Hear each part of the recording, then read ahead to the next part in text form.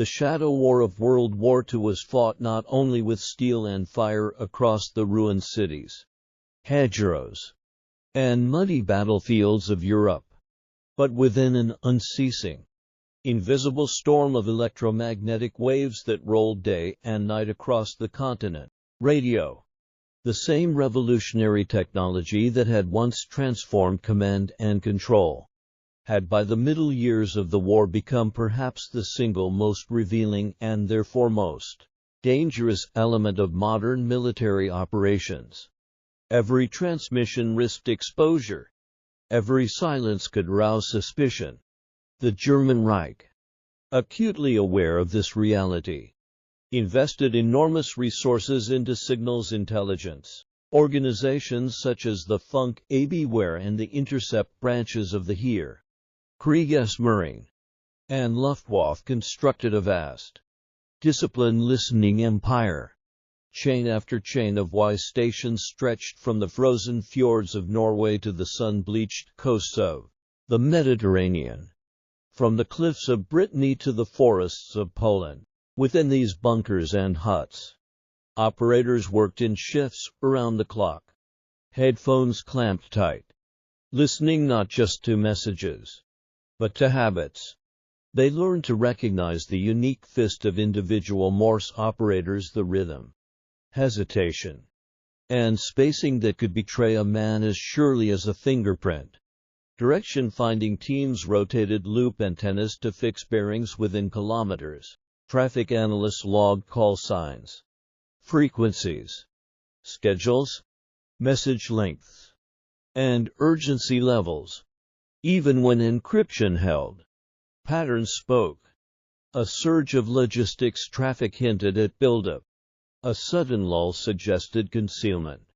Changes in network structure implied redeployment. For German intelligence, Allied radio traffic was a living map of enemy intention, a mirror in which they believed they could see the future. What the Germans did not realize was that the Allies could see the Germans watching. Through the immense and tightly guarded secret of Ultra, Allied planners were reading intercepted German decrypts, studying not only enemy dispositions, but enemy beliefs. They knew what German analysts expected, what they feared, and where they were predisposed to see danger. This insight transformed deception from an art into a science. By 1943, Allied commanders understood that total radio silence was neither practical nor desirable. The sheer scale of modern warfare, millions of men, tens of thousands of vehicles, and oceans of supplies made a complete electromagnetic blackout both impossible and suspicious. Silence itself would be a signal. So instead of concealment, the Allies chose excess. Instead of hiding reality, they would manufacture an alternate one. The goal was not to deceive a single commander or unit, but to construct an entire parallel universe of false signals so dense, so detailed, and so internally coherent that German intelligence would embrace it willingly, reinforce it with their own assumptions, and defend it against contradiction. This philosophy reached its fullest expression in Operation Bodyguard, the vast strategic deception plan designed to shield the Allied invasion of Western Europe. Coordinated by the London Controlling Section and executed through Shah-FS special means units, Bodyguard was not a single trick, but an ecosystem of lies.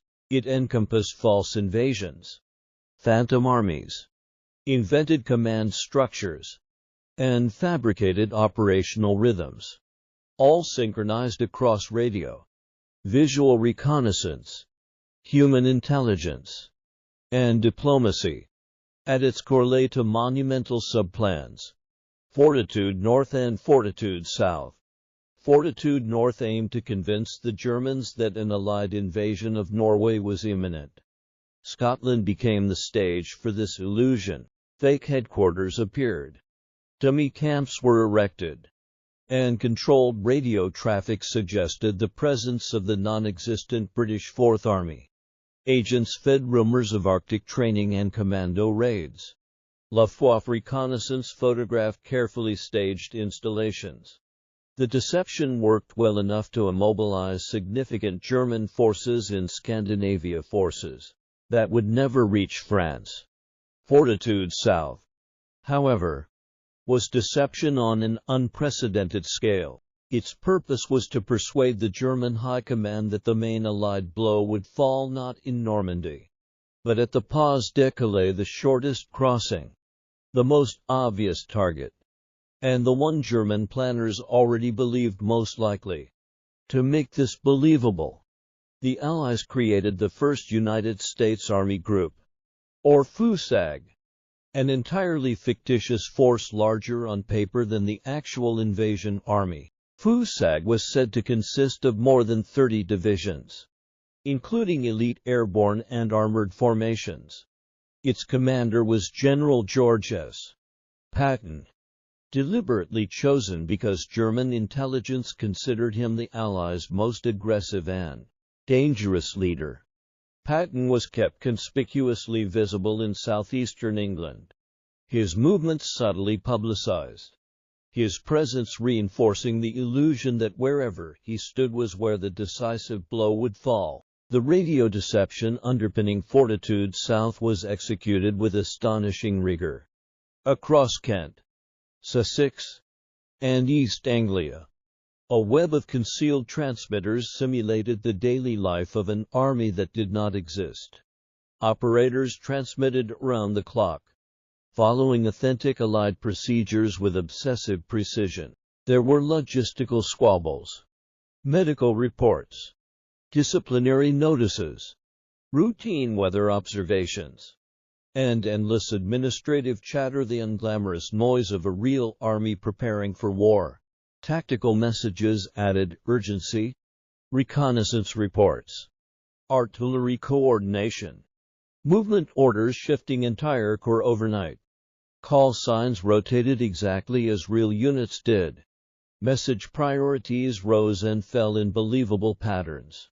Operators even injected deliberate imperfections, hesitations, repeated characters, minor errors to avoid the unnatural cleanliness of a scripted performance. Direction finding by German Y stations confirmed the locations of headquarters and subordinate units, anchoring the fiction firmly to the map. Radio was only one strand, but it was the spine. Round it wrapped every other form of deception. Inflatable tanks, dummy landing craft, and wooden aircraft filled fields and airstrips. Tracks were dragged through mud to simulate traffic. Sound trucks broadcast engine noise and shouted orders at night. Double agents, controlled by Michigan 5S20 Committee, reported exactly what the radio suggested they should see. Garbo's imaginary network alone produced hundreds of reports, each reinforcing the Calais narrative. Neutral diplomats repeated planted rumors. Even weather forecasts and shipping movements were subtly manipulated to support the illusion of a southeastern invasion. The German response was methodical and, tragically, convincing. Intercepts surged. Analyses converged. Reports climbed the chain of command with increasing confidence. The Pas-de-Calais was the target. Normandy, if attacked at all, would be a diversion. Hitler reinforced Calais heavily. The 15th Army remained in place. Panzer reserves were held back, awaiting Patton's phantom blow.